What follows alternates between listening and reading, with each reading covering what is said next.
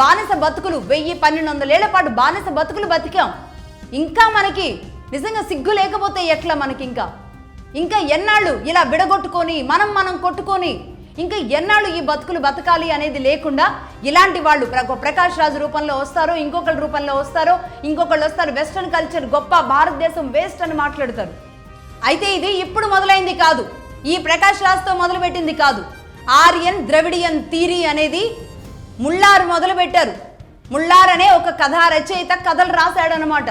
ఇది ఆర్యను, ఇది ద్రవిడియను, ఎప్పటికైనా వీళ్ళు కొట్టుకోవాలి, భారతదేశం విడిపోవాలి. అది వాళ్ళ బయట నుండి చూసే వాళ్ళ కళ్ళు పచ్చగా ఉండాలి. విడిపోయిన తర్వాత జరిగే అకృత్యాలు, ఒక మతం చేసే దాడులు, ఒక మతం లేకుండా చేయడానికి జరిగే కుట్రలు అనేక ఉంటాయి. అవి నెక్స్ట్ మళ్ళీ నేను ఒక ఎపిసోడ్లో చెబుతాను.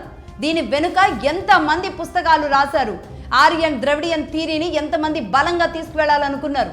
సో కాల్డ్ ఇప్పుడు వీళ్ళందరూ ఇప్పుడు ప్రస్తుతానికి వీళ్ళంతా ముసలి వాళ్ళు అయిపోయారు, కానీ ఎంత బలంగా తీసుకువెళ్ళారు. నల్లని వాళ్ళను మేము, బర్రెల పాలు రకరకాల కథలిక.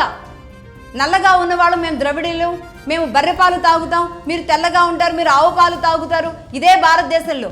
ఎక్కడిది అసలు ఈ థియరీ? అమెరికాలోది. అమెరికాది నేను చెప్పాను కదా, దాదాపుగా ఎన్ని వేల సంవత్సరాల క్రితం ఇష్యూ.